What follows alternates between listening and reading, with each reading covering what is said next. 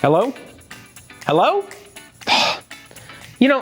Sometimes trying to talk to someone on the phone is frustrating. Have you ever told an entire story just for the person on the other side to say the call dropped? Sometimes prayer can feel like that. We say our prayers to this big, unseen God and wonder if our words are just bouncing off the walls. Many people believe that God doesn't even hear us, or if he does, he doesn't talk to us. He only did that when it was in the Bible. However, nothing could be further from the truth. God not only hears our prayers, but he speaks to all of us all the time. We just have to know how to listen and understand what he's telling us. That's why over the next 6 weeks, we'll learn that God does speak. We'll focus on famous leaders and prophets throughout the Bible who heard God and were obedient to his call. So starting this weekend, September 12th, we'll learn that God still speaks to his people through the story of Abram and God's promise to make him a great nation.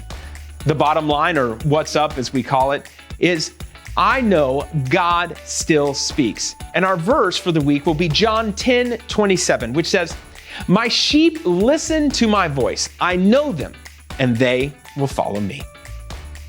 Then the following week, for it's fall, y'all, it's going to be a big day, we'll learn that God doesn't just speak to adults, but to kids too. We'll hear the story of Samuel as a kid learning to hear God's voice and obey. It was his first step to a life to serving God. Our bottom line for that day is, I know God can speak to me.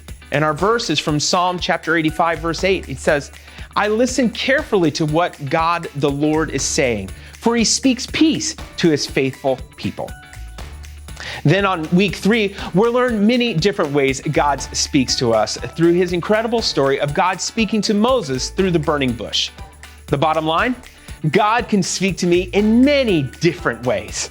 And our verse is from God himself in Deuteronomy chapter 32, verse 1, where he says, "Listen, O heavens, and I will speak. Hear, O earth, the words that I say."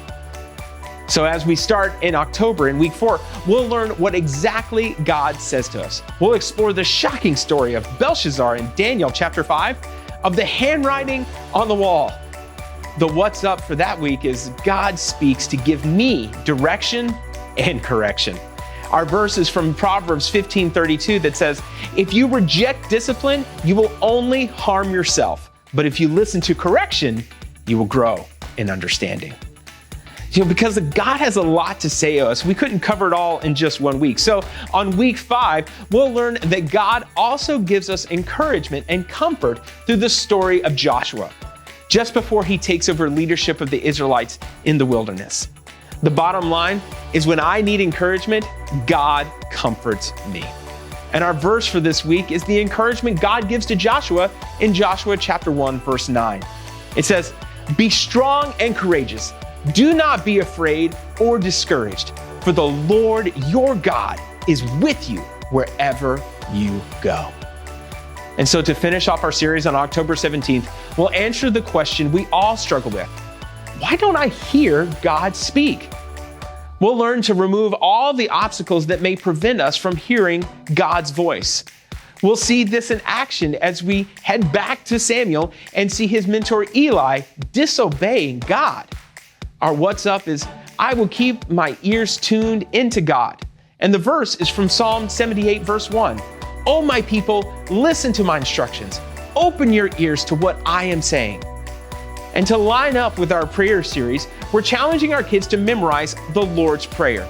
Then on October 17th, when we finish up our series, we'll have an ice cream party for every kid who successfully recites the prayer.